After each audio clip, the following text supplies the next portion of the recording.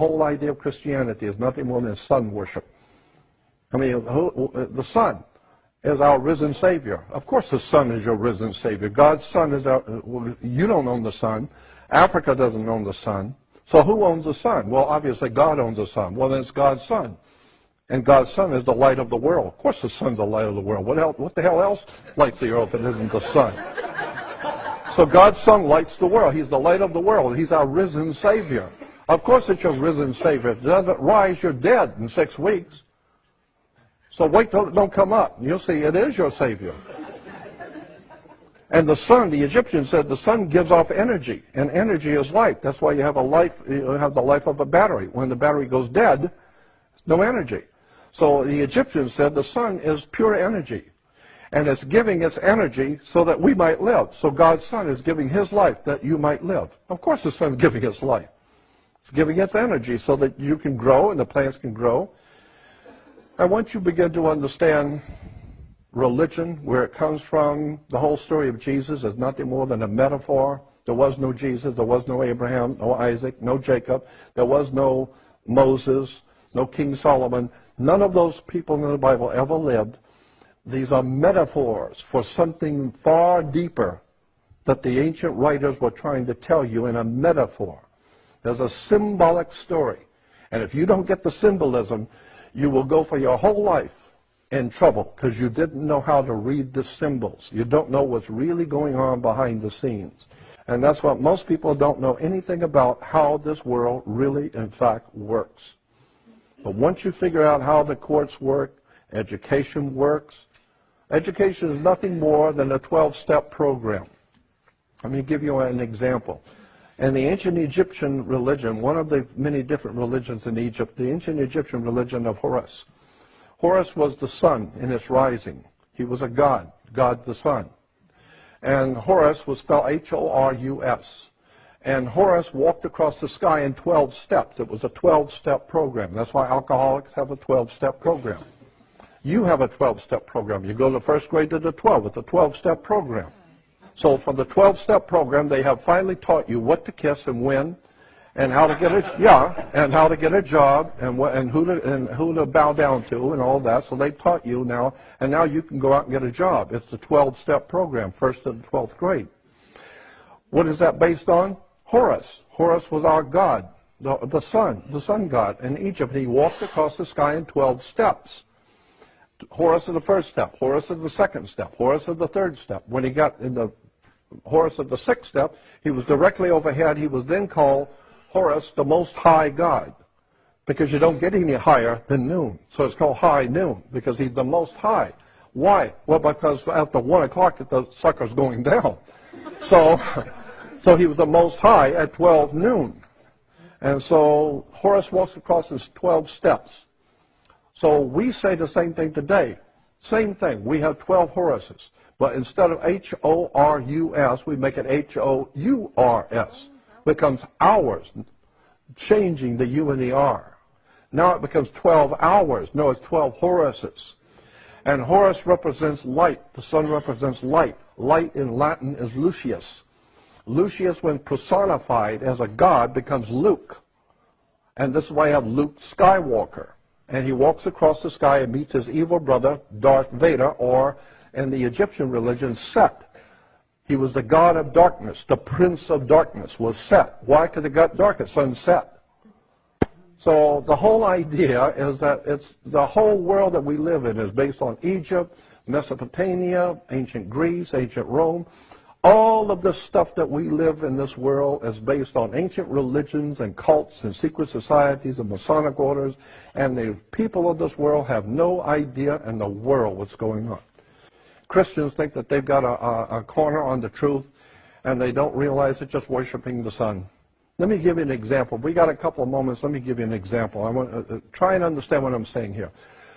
All of the religious concepts and ideas in Christianity and Judaism come from the northern hemisphere. We don't have anything in our Christianity or Judaism that comes from the Aztecs or the Mayas or the Aborigines of Australia.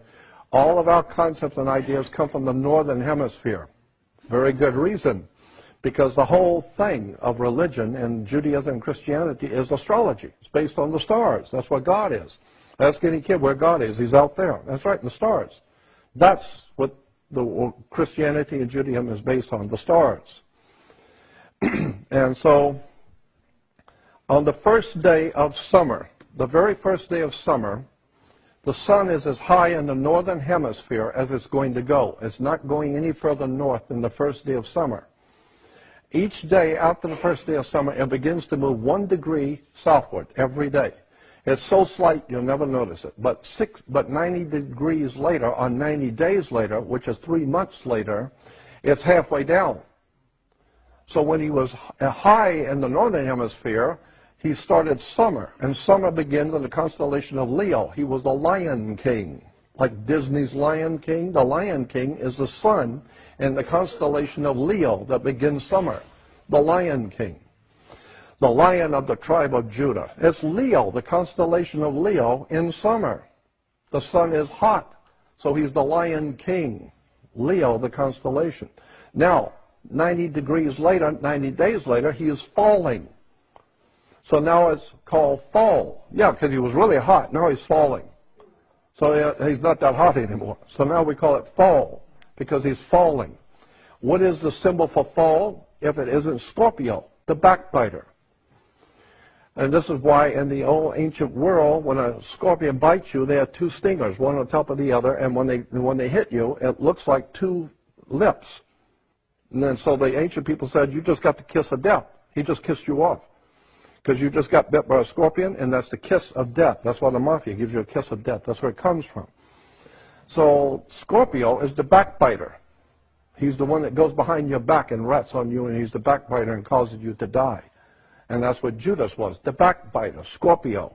Because Scorpio begins fall. So Jesus, who was the Son of God, the God's Son, the light of the world, he was the Lion King in summer, but now he is falling.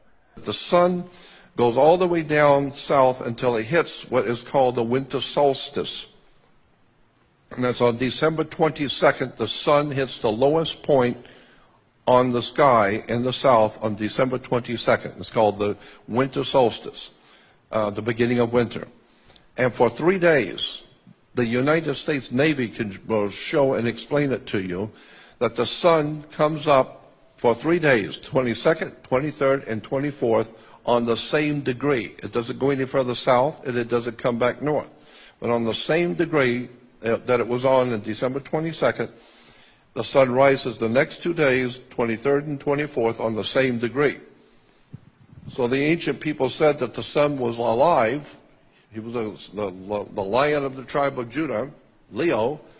He got the kiss of death from Scorpio, and now he is 3 days, he's not moving at all. So therefore he's in his tomb for 3 days. Then on the 25th of December, the sun moves 1 degree northward. And you can calculate that as the Navy does. You can calculate. It's very slight, but if you got the right instruments, you can see the sun move 1 degree northward. Therefore, it came back to life. So now we celebrate God's Son being born again. He's born again. When? On December 25th. So we celebrate Christmas, or Christ's Mass. But as the sun moves back toward the northern hemisphere, it crosses over the equator at spring. Because he was dead in winter, now he's springing back to life. So as he comes back to life and crosses over the equator, there was a celebration called the Passover. Because the sun has passed over the equator, coming back to the northern hemisphere. And so today we even say when someone dies, we say grandmother passed last night, grandfather passed away, or they passed on. But always past was associated with death. So God's Son has passed over the equator. So once a year, around the world, the Jews celebrate the Passover, which is nothing more than the sun passing over the equator. And Christians, of course, cannot do that because that's Jewish, and they wouldn't want to have anything to do with the Jewish celebration. So Christians have a totally different celebration. They call it the resurrection of God's Son. And so they go out on the Passover and go out and have something called the Easter sunrise service. So you actually have Christians going out and waiting for the sun to come up for something called a sunrise service. I mean, what is that all about? Christians are worshiping the sun? And then when you start looking at how the word S-O-N and S-U-N are interchangeable in Christianity, and God knows there's a lot of information on that. So that basically you boil down Christianity as sun worship, as astrology. Old Testament is astrology.